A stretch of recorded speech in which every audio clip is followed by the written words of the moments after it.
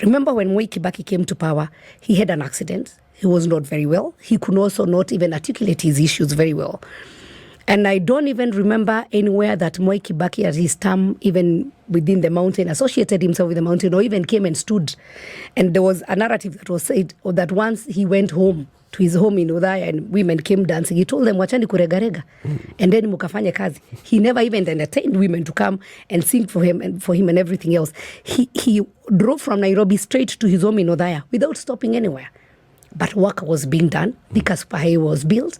He had Professor, I think, Nico Njohi. There were a few other people who were kitchen cabinet who made things, and Akina Mudaura, who made things move. Not necessarily President Kibaki, but with his blessings. And I think with our current president, he seemed to be doing everything. He seemed to be the person making decisions. He seemed to be the person going to the ground to launch. He seemed to be the person convincing people. He needs a team. And he's the kitchen. He's in the kitchen, he's cooking, he's serving, he's also washing, he's also advising himself. He needs people who can, work for him.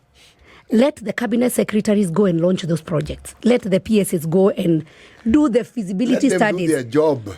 Yes. So let him sit and do at the higher level, chair the cabinet and take time off so that he's human.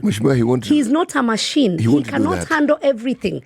And at one point he'll break down and he'll make decisions that are not good decisions because he'll work under pressure. What makes you think those decisions are not being made even now? Sorry? What makes you think those bad decisions are not being made even now? Well, I'm not, I don't know, I am not saying they are not being made. But the whole issue is, and my advice to the president is get a team that also have the touch on the ground. Because if today I walk in Muranga or I go to the market, people will talk to me and they'll tell me this is what is happening. But there are people who have no feel, who have no contact, but they have this theory and they have studied, and so they will work on things like theoretically. But in reality, some of those things will not work.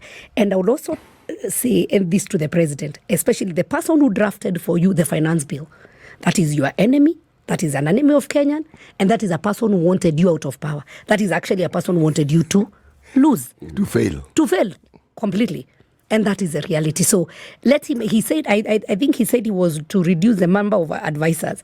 But as he reduces, let him also look at who are his advisors. Again, as he reduces, he increases. That was then. Yes. That's what I'm saying. But I think he needs to look at the advisors. And we have good brains. And it doesn't matter whether one is Kikuyu, one is Luo, whatever it is. We have good brains. He needs now to work with brains, with people who knows the ground, who can be able to advise him, and people who don't fear him.